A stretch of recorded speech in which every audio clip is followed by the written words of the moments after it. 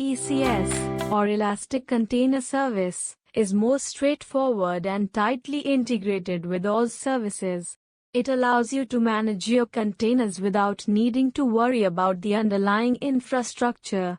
On the other hand, EKS, or Elastic Kubernetes Service, is based on Kubernetes, which is a powerful orchestration tool that offers more flexibility and control but comes with added complexity.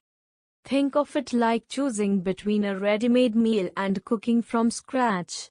ECS is like the ready-made meal, it's quick and easy, while EKS is like cooking from scratch, giving you more options but requiring more effort. In summary, both ECS and EKS can handle container workloads, but your choice will depend on your specific needs for architecture and management. With ECS, you don't have to worry much about cluster provisioning and scheduling. This means that setting up and managing your clusters is straightforward and user-friendly. One of the standout features of ECS is its integration with Fargate. This allows you to run serverless containers, meaning you can focus on your application without needing to manage the underlying servers. The management of the cluster becomes almost invisible, allowing you to concentrate on developing your applications. Think of it like using a ride-sharing app. You simply request a ride without needing to know how the car is maintained or how the routes are planned. Similarly, with ECS and Fargate, you can deploy your applications without diving deep into the infrastructure details. In summary, ECS makes container management easy and efficient, letting you focus on what really matters, your application.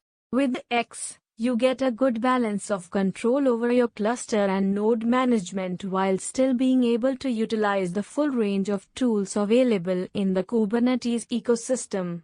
This means you can deploy your applications using Kubernetes features while OS takes care of the heavy lifting in terms of maintenance and scaling. To visualize the architecture, think of ECS, where deployment happens through OS's scheduler and task definitions. In contrast, EKS coordinates the Kubernetes control plane, pods, and node groups to manage your applications.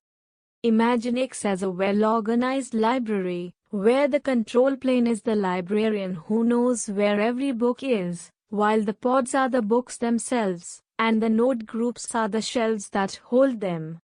In summary, EKS simplifies Kubernetes management, giving you the tools you need while OS handles the complexities.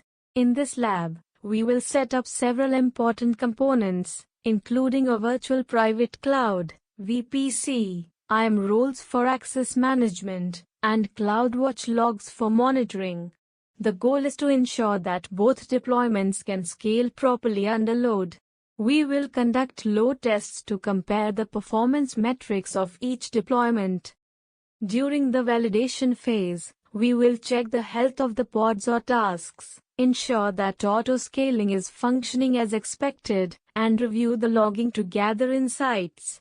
Think of this process like preparing a garden. You need to set up the right environment, plant the seeds, and then monitor their growth to ensure they thrive. In summary, we will deploy our microservices app, set up essential infrastructure, and validate its performance under load. One frequent error is confusing the features of ECS, which stands for Elastic Container Service, with those of EKS, or Elastic Kubernetes Service. Another mistake is incorrectly configuring IAM roles and networking settings.